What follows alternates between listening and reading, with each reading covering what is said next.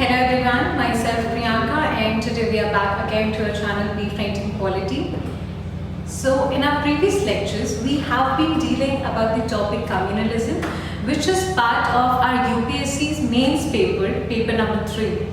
So in communalism, previously we have dealt about what is the meaning of communalism, how communalism has socio-economic basis and not all communalism has a religious basis. And we also read from where this communalism actually entered India. Okay, what is the genesis of communalism in India? We read till this. Now, in our today's lecture, we will specifically be dealing with Hindu communalism, Sikh communalism and Muslim communalism, right? We have a number of communities in our society, for example, Jain community, Buddhist community, Islamic community, Christian community, but there are 3 major communities which have been creating communal tensions in our society post-partition. Okay, so these 3 communities will be dealing specifically how these 3 communities have actually till date created communal tensions, what are the reasons behind these communal tensions, how these communal tensions also have political relations. Okay, so these are the topics that we will be covering today. Okay, so the very first topic that we have in our today's lecture is Hindu communalism. In this lecture, in this topic, basically, we'll be dealing about how this communalism, how this form of communalism actually started. Okay, so this Hindu community is the majority community in our country today, and this Hindu community actually started to believe, as I already mentioned in our previous lecture when we were reading Hindu chauvinism. That means there are a part of Hindu community which actually believes that they are the supreme individuals. Okay, their community is the supreme community, and they had an intentions to impose this community's beliefs, ideologies in all other communities, right?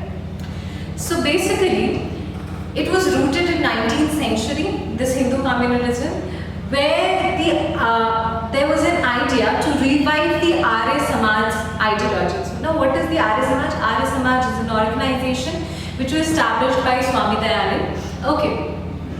It actually aims to promote the ideas and practices on the basis of Vedas. Okay. So this is one set of practice in our society. But there are a set of Hindu community people who actually wants to impose this idea of Arya Samaj amongst all the individuals present in our society. Okay, and this in turn created a kind of communalism. As we have already read, what is communalism? Communalism is the ideology of imposing one's community's idea on another community. If you're practicing your community's idea, it's not communalism. It's just a religious practice. If you're practicing any sort of activity that is related to your religious, may that be scientific or non-scientific, it's not communal. It becomes communal only when you try to believe, only when you start to believe that your community's ideology is the best ideology and everyone should practice it. Not only you, everyone should practice it. Okay.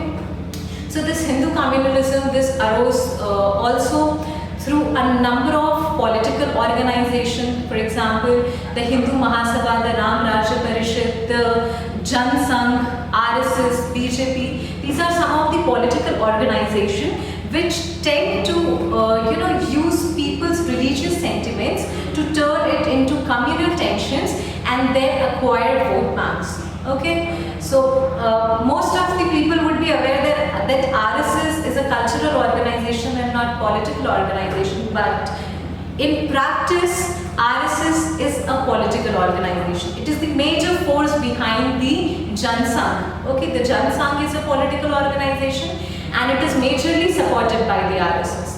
Okay, also BJP is supported by the RSS. So RSS is no more a cultural organization. It has no more intentions to revive its culture. Rather, it has intentions of political reformation. It has intentions of spreading communal tensions through political beliefs. Okay, collecting vote banks. It helps in collecting vote banks to a number of political organizations. Okay, also we see that one of the major example of Hindu communalism is the Sangathan movement. Okay, the Sangathan movement was launched to remove all kinds of sect barriers, all kinds of caste barriers, language barriers, gender barriers amongst Hindu people, to unify the Hindu community against other communities. Okay, so this is one of the major examples that we know in our today's, that is post-partition days, how this Hindu communalism has been spreading. Okay, and yeah, let's read it once. So Hindu communalism, it is rooted in 19th century. It was rooted in 19th century. Hindu revivalism of Arya Samaj, extremism of Tilak. That means Tilak as a symbol was used majorly, okay, to show the communal intentions of Hindu community. It was represented by political organizations, for example, Hindu Mahasabha, Ram Rajya Parishad, the Jan Sangh, the BJP, and the RSS. Hindu Mahasabha parted with Congress with an aim to Hinduize all politics and militarize Hinduism. Again, I'll read out. There was one of the chief official of Hindu Mahasabha. In 1940, he gave a statement that the aim of Jan Sangh, or the aim of Hindu Mahasabha, is to convert all people to follow Hindu beliefs and ideologies, or if people who are not following, if the non-Hindu people are not following the Hindu ideologies and belief, they must entertain no other ideology than respecting it. If you're not following, you should respect it, and you should consider it very glorified, in a glorified manner. You should consider it glorious, and you should actually spread that Hindu beliefs are very glorious. You should actually glorify this thing. Okay, so this was the aim of Mahasabha. So this itself expresses the communal intentions of these political organizations. Sangathan movement was launched to remove all sorts of barriers and unify Hindus. Next we have Hindu Mahasabha regards partition of India as an insult to motherland and want to undo the partition at any cost. The formation of BJP has no less intentions than spreading the idea of Hindu Raj. RSS provides a channel for assertion of militant Hindu nationalism. Okay, RSS has actually started to militarize the Hindu people. Although RSS claims to be a cultural organization, it became the major support behind the Jan Sangh and act as a communal political organization. I hope this concept of Hindu communalism in post-partition era is clear to all of you. Okay. Next most important topic that we have is Muslim communalism. Now, Muslim communalism means that there is a group of people in our country who belongs to Muslim community and actually wants to spread communalism. Communalism means they want their ideologies and beliefs to be followed by all other communities in our society. Okay, so the major forces which represent this kind of ideology, the major political organization is Jamaat-e-Islami and the reactivated Muslim League.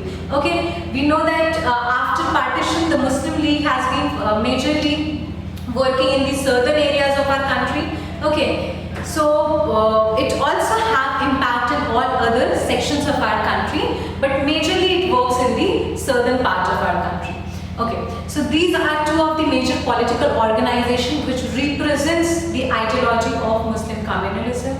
Now, we can understand this fact by the example that the Muslim League has majorly demanded non-religious activities. That means it has always demanded the revivalism of Urdu language. It has demanded the censorship on the publication of scientific books. Okay, because there is a lot of orthodoxy in the Muslim community which is being preserved by these conservative organizations. Okay, orthodoxy means the thoughts and ideas which are non-scientific, okay, and which is conservative, and this is somehow harming our society, the entire society, and specifically the Muslim community society. It is harming, but there are a number of organizations, for example the Jamaat-e-Islami and the Muslim League, which is trying to preserve these ideologies and in order to preserve this ideology, it is spreading the communal tension. Also to collect the vote banks,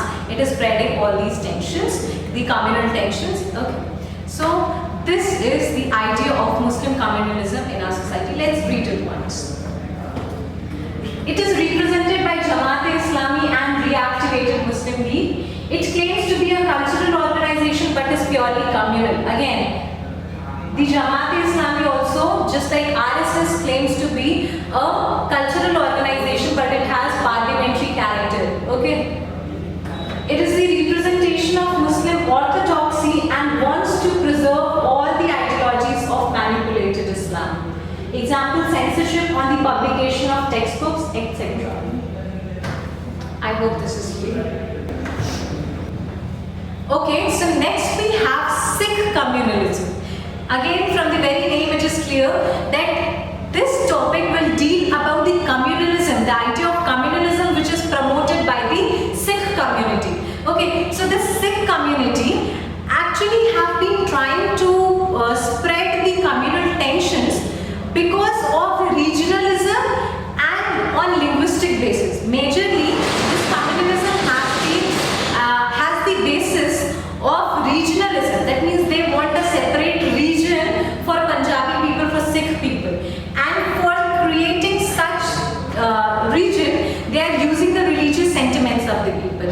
Also on the linguistic basis, they want to create their own state, and for that they are in turn creating the communal tensions. Okay. Also, one of the major reason behind this Sikh communalism is to gain control over SGPC. SGPC, that means Shiromani Gurudwara Prabandhak Committee. Okay. So this is the supreme body of Sikh, and by having power on this community, the people, the Sikh people or the leaders, the Sikh leaders could use the resources and the funds of this committee. They do not want to reform any kind of Gurudwara, or they do not want any kind of religious reforms. Rather, they want to contest powers only to use the fund. Okay, they want to spend this fund leisurely, and hence they want to gain control over this SGPC. Okay, so we have leaders like Master Tara Singh, Sant Fateh Singh, whose demand actually compelled our government to divide the Punjab into Punjab and Haryana on the language basis. Okay, in 1966, the Punjab was divided into Punjab and Haryana on the linguistic basis. So why this was done? This was done only to create a Punjabi Suba.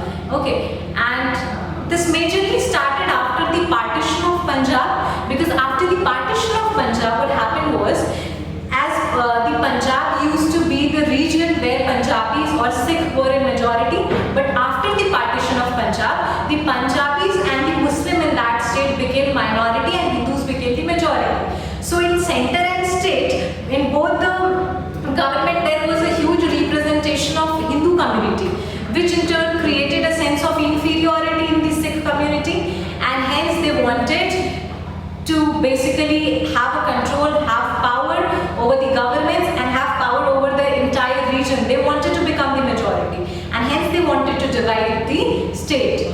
So because of this, they started to spread communalism. That means they started to use people's religious sentiments.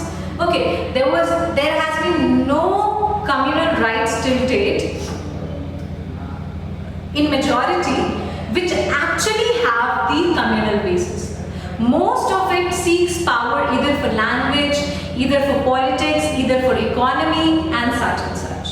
Okay, so let's read once. Sikh communalism, this arose after the partition of Punjab. It affected every sphere of life of people, that is social sphere, political sphere, moral sphere, economic sphere. The Hindus became a majority in Punjab and Sikh became a minority with only 13% population. Muslims in Punjab met the same fate. The language antagonism further strained the relation. The Gopi Chandra Bhargava ministry declared both Hindi and Punjabi as the mother tongue in 1948, but again people started to revolt after 1948. They did not want the equal status of Hindi and Punjabi in Punjab. They wanted Punjab to have a superior status.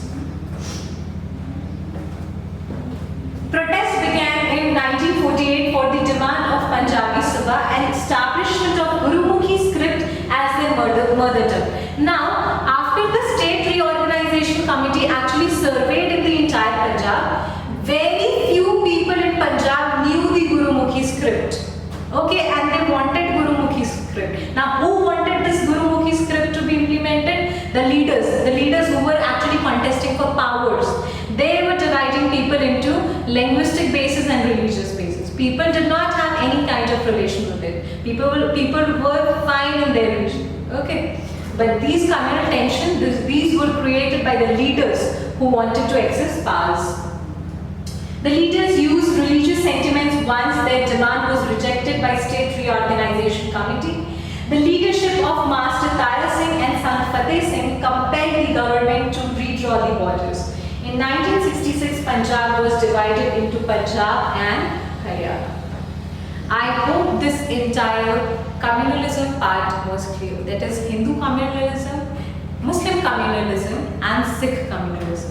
How these have been creating the communal tensions in our society. These have been threatening the national unity of our country. Okay, spreading communalism means dividing people, and dividing people means threatening the national unity. Whenever there will be any kind of external crisis, our people would be divided.